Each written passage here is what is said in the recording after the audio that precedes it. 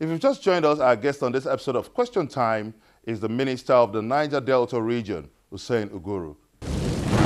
We understand that the federal government is extending the amnesty program for 1 year.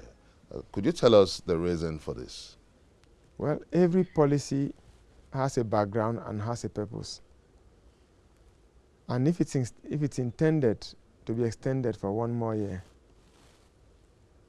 of course, you know, it is important that, assuming it is to be stopped, there has to be a time for the people to receive information. And the disengagement of such a program should naturally be accepted by all parties concerned, so that it does not bring about a disruption of the intention of government in the region. And so that process, I think, is what satisfies the period, the gestation period for its termination, if it has to be terminated.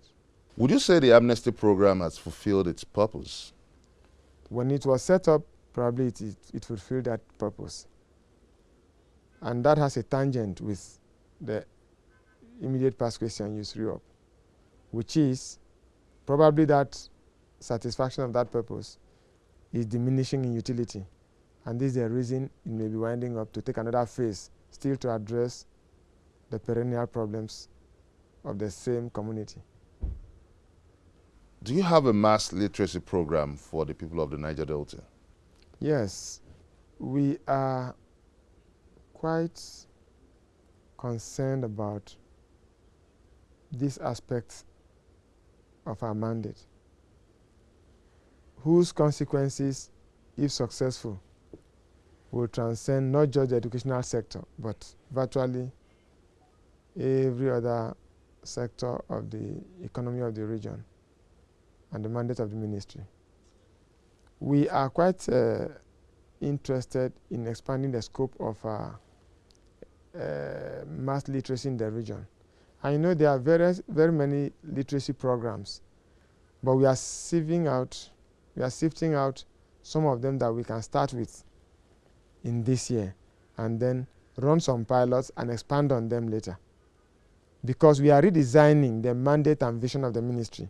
Tell us about your special intervention plan for the Ogoni people. The plans we have for the entire Niger Delta region will be according to the needs of each segment of the community. For the Ogonis, the first is this cleanup. But that doesn't mean that until that is done, other things are suspended. As we deal with individual communities within the region, we are still applying ourselves to other needs beyond the mass program of the cleanup. So the Ogonis are as special to us as their problems are burdensome to our minds. How do you intend to reconcile the conflicting groups in the Niger Delta region? Yes, you know, peace is not a one-spot activity. You will always know those who are disagreeing first, the parties in disagreement, then the causes of the disagreement, before you venture into the process of reconciliation or unification. So you can't have a stereotype plan for them. But as we interact with them, we are hearing them out. As we hear them out, we come back and redesign how to get back to them.